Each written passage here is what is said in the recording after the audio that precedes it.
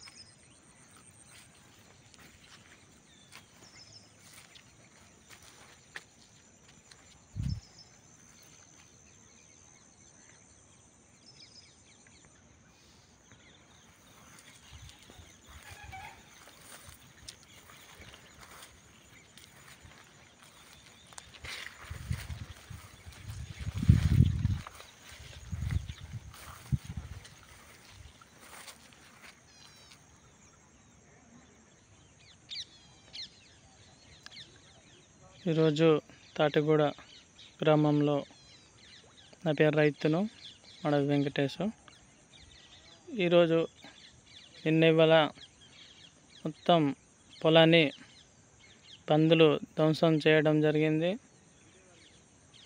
దీని వెంటనే ఏదైతే ఫారెస్ట్ అధికారులు ఉన్నారో స్పందించి వెంటనే మాకు నష్టపరిహారం ఇవ్వాలని మేము కోరుతున్నాం.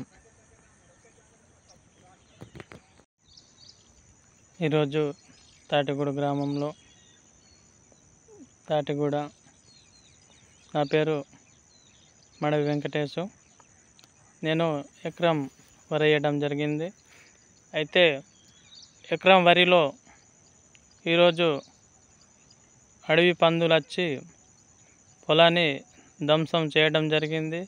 మేము 4 నెలల నుంచి కష్టపడుతూ వస్తున్నాము. ఏంటంటే ఇవాళ మా ఇంకో 20 రోజులైతే చేతికి వచ్చే పంటను ఇవాళ పొలాన్ని సగం మొత్తం ధ్వంసం చేయడం జరిగింది. అయితే దీని మీద స్పందించి ఏదైతే ఈ శాఖకు అధికారులు ఉన్నారో స్పందించి వెంటనే మాకు ఇంత ఖర్చు పెట్టడం జరిగింది కాబట్టి వెంటనే నష్టపరిహారం ఇవ్వాలని మేము డిమాండ్ చేస్తున్నాం.